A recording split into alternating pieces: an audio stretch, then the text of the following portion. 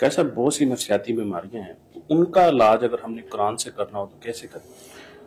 سب سے پہلے تو عدنان بھائی بیماریوں کا تعین کیا جائے گا کہ بیماری ہے کیا، ٹھیک ہے، اس کے بارے میں پھر دیکھیں گے قرآن ہماری کیا تربیت کرتا ہے، پھر اس چیز سے، کیونکہ نفسیاتی بیماریاں قرآن و حدیث ہمیں یہ سکھاتا ہے کہ نفسیاتی بیماریاں بننے کی وجہ شیطان کا وسوسہ ہے، ٹھیک ہے، شیطان تمہیں اکساتا ہے، شیطان تمہیں جو ہے وہ خوف زدہ کرتا ہے، شیطان تمہیں پھسلاتا ہے، شیطان تمہیں وسوسے ڈالتا ہے، شیطان تمہیں جو ہے وہ ڈراتا ہے، یعنی ہر لحاظ سے قرآن و حدیث نے ہمیں بتایا اور پراپر حدیث نے نام بتایا۔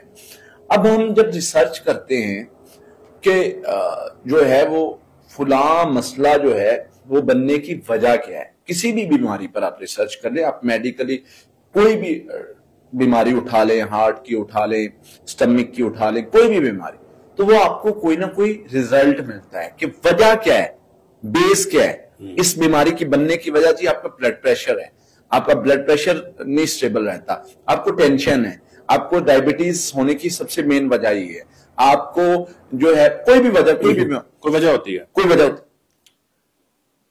اب جو سائیکولوجیکل ایشوز ہیں، for example O C D ہے، obsessive compulsive disorder ہے، ایپلیپسی ہے، شیزوفرینیا ہے، اب یہ بیماریاں ہیں، تو ان بیماریوں کی وجہ جب ہم دیکھتے ہیں تو وجہ ہمیں بیسک انیشل سٹیج پہ بننے والی وجہ شیطانی اثر نظر آتی ہے۔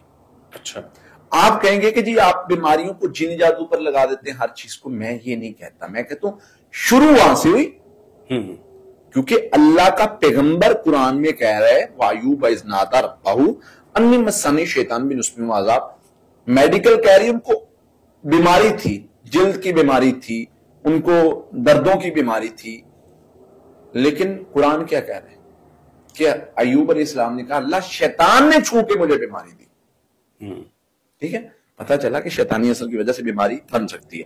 اب آگے وہ میڈیکلی بیماری میں کنورٹ ہوگی یا ایکسٹریم پہ چلی گئی تو وہ مطلب بہت زیادہ ہوگی تو اس کو کیا ہم کہیں گے کہ یہ میڈیکلی بیماری۔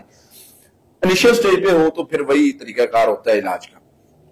اب آتے ہیں، اب او سی ڈی ہے، اس میں وسوسے بہت زیادہ آتے ہیں، تو ہم وسوسوں کے لیے جو چیزیں بتاتے ہیں پڑھائی سے بتاتے ہیں، قرآن سے وسوسوں کو روکنے کے لیے پڑھائی ہے، اعوذ باللہ ہے، لا حول ولا قوت الا باللہ ہے، اس کے ساتھ سورہ فاتحہ ہے، سورہ بقرہ کی آخری 2 آیات، آخری 3 کلز کو زیادہ کثرت سے پڑھا جائے، یہ وسوسوں کا مسئلہ بہتر ہونا شروع ہو جاتا ہے۔ پھر اسی طرح سے جو سیلف کنٹرول پہ کام کرنا، قرآن کہتا ہے تقوی اختیار کرو، جی، واتقوا اللہ واتقوا اللہ واتقوا اللہ ومن یتق اللہ یجعل له مخرجا، تقوی اختیار کرو گے، تقوی کیا ہے؟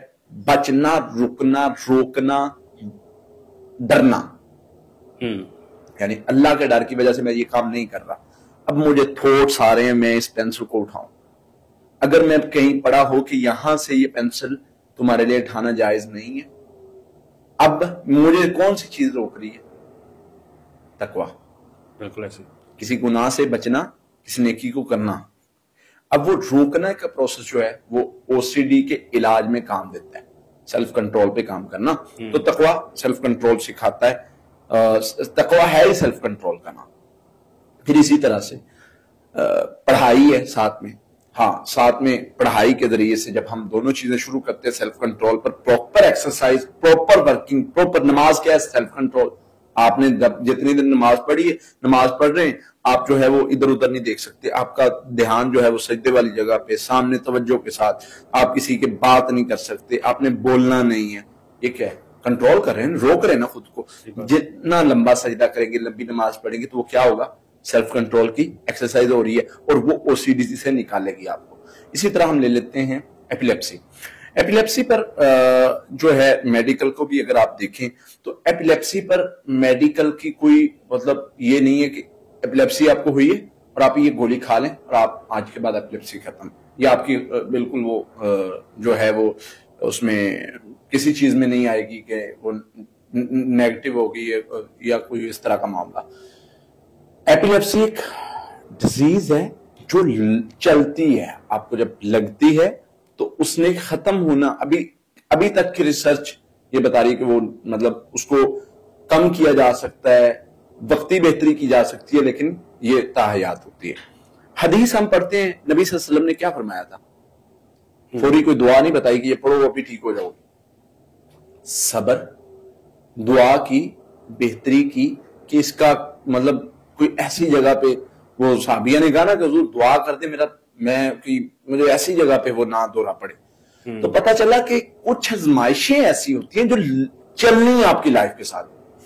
اب کوئی بندہ معذور ہے، اللہ معاف فرمائے، نبی صلی اللہ علیہ وسلم دعا بتایا کرتے تھے کہ یہ دعا پڑھا کرو جب کسی کو دیکھو پریشانی، تکلیف، بیماری میں، کہ اللہ تیرا شکر ہے تو نے ہمیں اس بیماری میں مبتلا نہیں کیا، الحمدللہ الذی عافانی من مبتلا بھی، کہ اللہ تو نے اس بیماری سے ہمیں بچایا، کہ شکر دے. اب معذور ہم کہیں جی کہ اس کو کوئی بندہ کہے جی قرآن تو شفا ہے، ایک پھونک مارے یہ ٹھیک کیوں نہیں ہوتا؟ وہ نبی صلی اللہ علیہ وسلم نے بتایا کہ جو اس طرح کی آزمائش ہے نا وہ چلنی ہے، اس پر صرف ایک چیز ہے، صبر کر لو جنت کا وعدہ ہے. اس کو کہا صبر کر لو جنت کا وعدہ ہے. اب اس کو کم کیسے کیا جا سکتا ہے، بہتری کیسے لائی جا سکتی ہے؟ اس پر وحید بن عبدالسلام بالی اور اس طرح کے مختلف راکی جن کا اس پر پورا عبور ہے، انہوں نے کیا کیا کہ کچھ پڑھائی قرآن سے لی اور کچھ تجربات لی ہیں، ان کو مکس کر کے بیان کیا، اور وہ بہتری ہم نے دیکھی تجربات میں. علاج میں تجربات جائز ہیں. سورہ فاتحہ لے لیں، سورہ فاتحہ 11 مرتبہ، سورہ بقرہ کی آخری 2 آیات 11 مرتبہ، آخری 3 کل 11 مرتبہ، درود ابراہیمی 11 مرتبہ، اعوذ باللہ اور بسم اللہ 100 مرتبہ. اس کو پانی پر دم کر لیں. 1 گلاس پانی میں 1 چمچ شہد کا حل کر لیں. یہ 3 ماہ عمل چلایا جائے. وہ جو بہت زیادہ دورے پڑنے والی کنڈیشن ہے نا وہ بہتر ہونا شروع ہو جائے گی انشاءاللہ. تو وہ بہتری لانا مقصود ہوتا ہے. الحمدللہ میرا یہ پریکٹیکل ایکسپیرینس ہے بہت سارے مریضوں پر کہ جو کہتے تھے کہ روزانہ دورہ پڑ رہے ہیں، 2 دن بعد پڑ رہا ہے، 3 دن بعد پڑ رہا ہے، ان کے دورے کی کنڈیشن بہت زیادہ کم ہو گئی. تو اس کا ایک طریقہ کاری.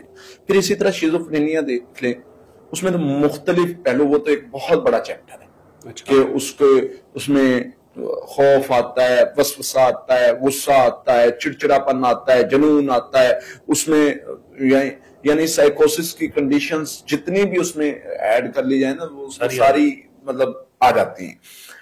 اب اس کا ٹریٹمنٹ قرآن ہمیں کیسے سکھاتا ہے؟ سورہ فاتحہ اس کا علاج ہے.